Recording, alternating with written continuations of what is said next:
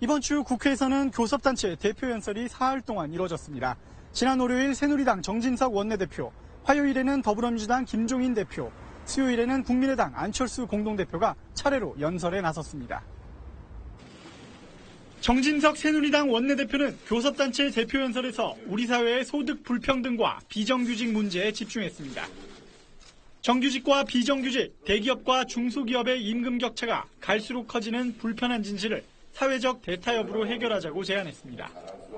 상층 노동자들이 자기들의 가진 기득권을 비정규직 노동자들에게 대폭 양보하는 것이 사회적 대타협의 핵심이 돼야 된다. 경제정의를 세우기 위한 또 하나의 과제로 재벌개혁을 꼽았습니다. 국회의원부터 특권을 내려놓자며 불체포 특권과 면책 특권의 조정도 제안했습니다. 최근 불붙은 개헌론에 대해선 정치권만의 논의가 될 수 있다며 부정적 입장을 밝혔습니다. 김종인 더불어민주당 대표는 재벌개혁을 통한 경제민주화와 성장 과실을 나누는 포용적 성장을 시대적 과제로 제시했습니다. 재벌을 거대 경제 세력으로 규정하고 이 세력을 견제하는 게 국회의 본분이라고 말했습니다.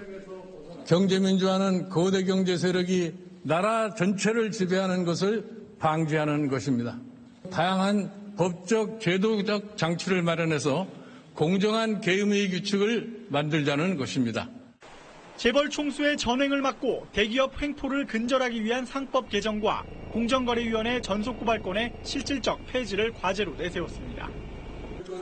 구조조정에 대해선 정부와 국책은행, 기업 간 부패 사슬을 규명하기 위한 청문회를 추진하겠다고 했습니다. 대통령 5년 단임제는 이제 시대에 맞지 않다며 국회 개헌특위 설치도 제안했습니다. 안철수 국민의당 상임 공동대표는 20대 국회 최우선 과제로 미래에 대한 철저한 준비를 강조했습니다.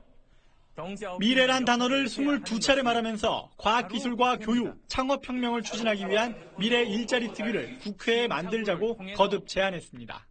미래 일자리 특위는 다음 세대들의 운명을 만들어가기 위해서 지금 우리가 어떻게 해야 할지를 논의하는 장입니다.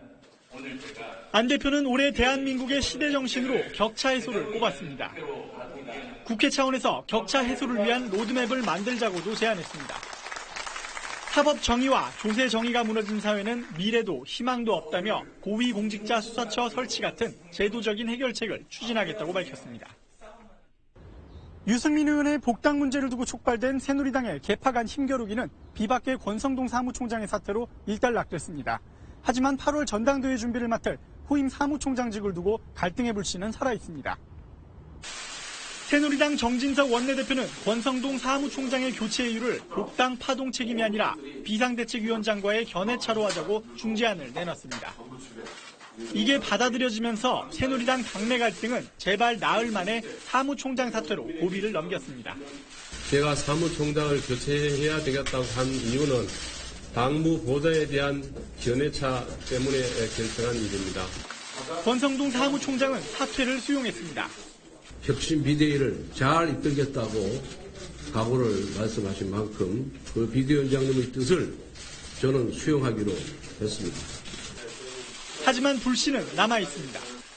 후임 사무총장을 정해야 하기 때문입니다. 후임 사무총장은 오는 8월 9일 열릴 전당대회 준비위원장으로서 당 조직을 정비하고 대표 경선의 룰을 정하는 데 막중한 역할을 합니다. 김희옥 위원장은 중립적 인사를 임명하겠다고 했는데 친박계에선 조원진, 이철우, 비박계에선 홍일표, 이진복 의원이 자천, 타천으로 거론되고 있습니다.